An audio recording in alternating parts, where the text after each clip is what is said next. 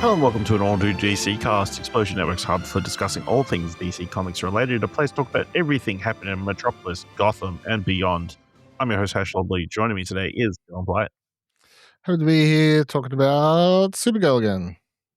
Yes, we're continuing our rewatch of the debuts of the different live-action Supergirls, and today we watched the Supergirl pilot, of course, the TV show that debuted all the way back in 2015. Wow, that show's over a decade old. Let's get straight into it. So please be aware we'll be freely discussing anything and everything about the plot things and any of this episode, but possibly touch on other stuff. So if you haven't watched Supergirl, come back later. That said, let's talk about Supergirl Season 1, Episode 1, Pilot. My name is Kara Zor-El. 24 years ago, my planet was in peril. My cousin, Kal-El, was sent to a planet called Earth. You may know his story, but you don't know mine. On Earth, you will do extraordinary things. Until now. You must go. I love you, Kara.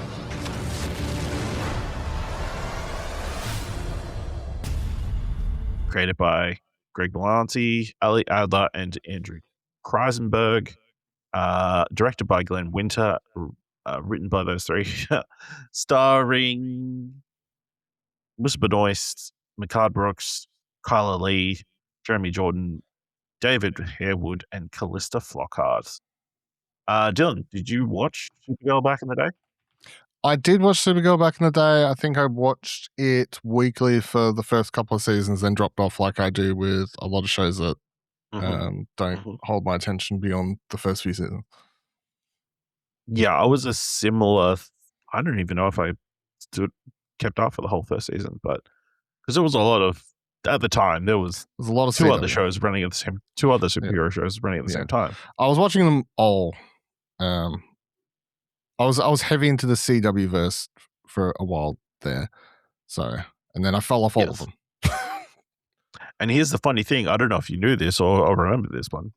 This one, Supergirl debuted on CBS, like a main network in America, whereas broadcast to every single home.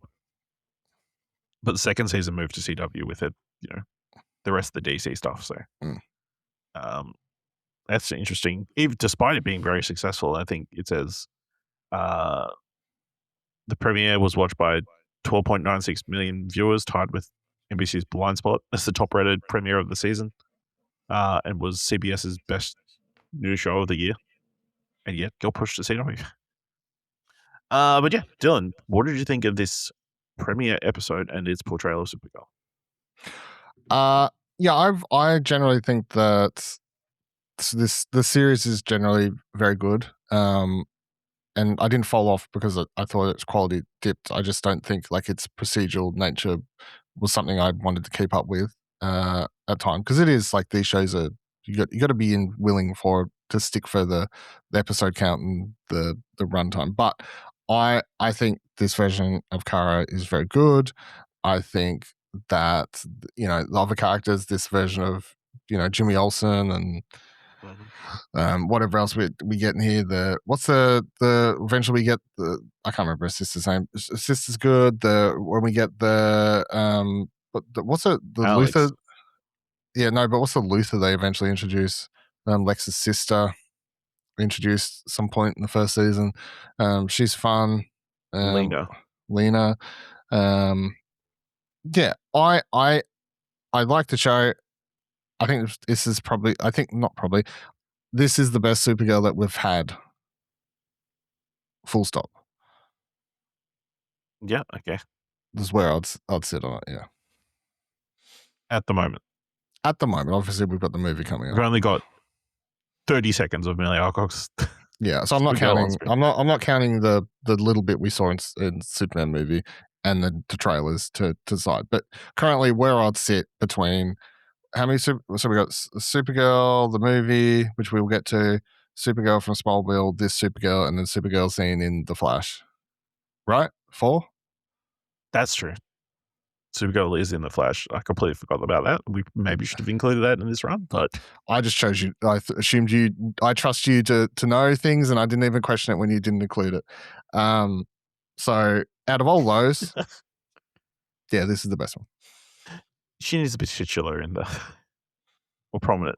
Yeah, I thought it was a good episode. Like, it's a clear pilot. Like, all the building blocks are like clearly set up in place, setting up who the main characters are going to be, who the support team is, supporting cast, and then clearly setting up an antagonist for the entire season. Like, we've got all these Phantom Zone prisoners that are suddenly on Earth, and somehow she came out of the Phantom Zone, even though that's been established it's really hard to do throughout history. They just do their own version of Well, Yeah, they try to do something different, at least, like mhm. not the same boring lore that you get a million times. So Yeah, the mirror dimension.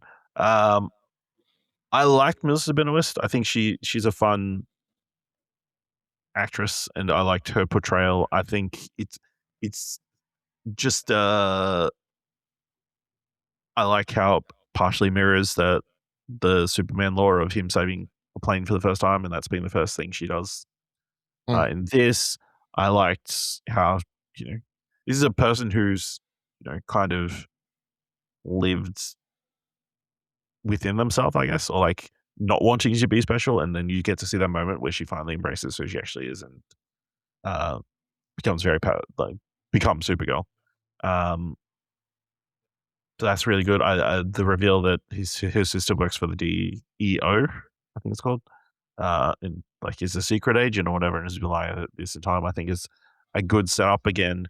Although it seems like everybody in that building knows Kara is Supergirl. It's like very little, not really. She hasn't been told about keeping the secret identity thing from Clark, because she just tells her best friend Win straight away as soon as she's jumped off that building. Yeah, I don't mind that they do that, just because of, I don't know, it just portrays Kara a lot differently. Like, she's a lot more trusting. She's generally excited about having something in her life and wanting to like, it's a very human emotion, So So let's run through the plot of the episode from number one movie resource, Wikipedia. Cousins Kal-El and Kara Zor-El are sent to Earth before Krypton's impending destruction. The planet's implosion forces Kara's ship off course and into the Phantom Zone for 24 years before landing on Earth. Kal, now operating as a superhero Superman in Metropolis, puts Kara in the care of the Danvers in National City. The Danvers played by Superman actor Dean Cain and Supergirl actress Helen Slater. yes. Very fun little tidbit, What a little callback to previous projects. 12 years later, Kara, working at Catco Worldwide Meter, reveals her powers as a vigilante. She tells her co-worker Win Scott about her secret, and he starts aiding her. Her cold-hearted boss, Cat Grant, titles the vigilante Supergirl. Alex, Kara's adoptive sister, working at the Department of Extra-Normal Operatives under the leadership of Hank Hinshaw, investigating alien activity. Kara learns there are hundreds of aliens on Earth, most of whom came from a prison that was run by her mother, Allura. What there? I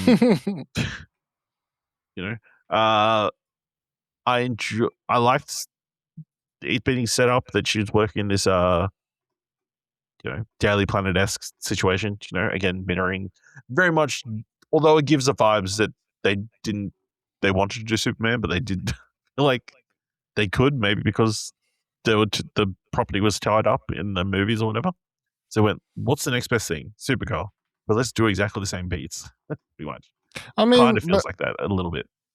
She's an assistant, though, at least, and she's not heavily involved with the actual like journalism, newspaper, or any of that sort of stuff. And it's like an online blog thing rather than a newspaper. At least that's what I recall. Right? There's no print part to this. It's very like more new age. I'm pretty sure there's a print because she has to get layouts. So you don't do layouts. Yeah, I mean, if there's no you'd do layouts for a downloadable magazine or something, wouldn't you? I guess maybe. I don't know. But either way, it's like more new age media element. Obviously, you get a little I don't know, the Devil's Wears Prada, fucking Yeah. the girl. That's clear what Flockhart's going for. Yeah. And she is still a definite force of nature in this, and I enjoyed the scene where Kyra is initially upset that she's called Supergirl. Superwoman. But yeah, because Flockhart makes it work. We also get well, like that. That's probably one of the best scenes because she. I kind of like it because it does break down because guys love to make fun of the name Supergirl, putting the whole like, wow, sort of, man. That's my favorite voice for men. But I like how she turns around and says, well, she goes something like, "What's wrong with it?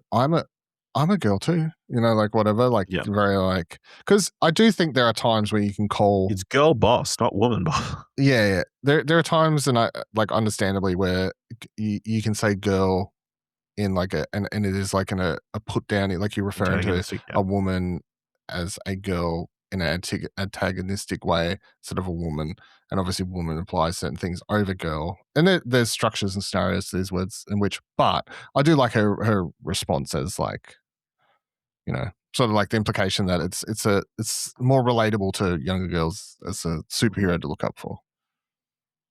Yeah. Her actions attract the attention of an alien called Vartox, and she is able to defeat him, although he then kills himself. Fine villain, I guess, for this opening episode. Really there to just drop exposition and show that Supergirl is not as strong or experienced as her cousin. As her cousin. Also, it just very quick shows you, like, what's this show going to be like? Don't you worry. We have set a group of motherfuckers already up for villains of the week. Yeah. 22 villains. Yep. All ready to go. Also, the exploding sword thing, that was a pretty bad effect. Yep. Tiny explosion for all that effort. Just to make that little axe explode. Not too shocking, though. Not too shocking. All right. James Olsen, another one of Kara's colleagues, reveals that Cal sent him to look after her and present her with a cape. Great introduction to him, I think. A fun reveal that she knows Kara is Supergirl as well. Also clearly establishing the episode 1 love triangle, which we all like. I thought there's been multiple Jimmy Olsens, even though it was going by James in this. I like this version. I quite like this version. I think it's a lot of fun. Yeah, so not scaredy, all that kind of stuff. Vartox's superior is revealed to be Astra Inze, Allure's identical twin sister who wants to conquer Earth. Thus, the season of weekly villains is set up, and the big bad is established. What are the odds that Kara's mother will be an identical twin?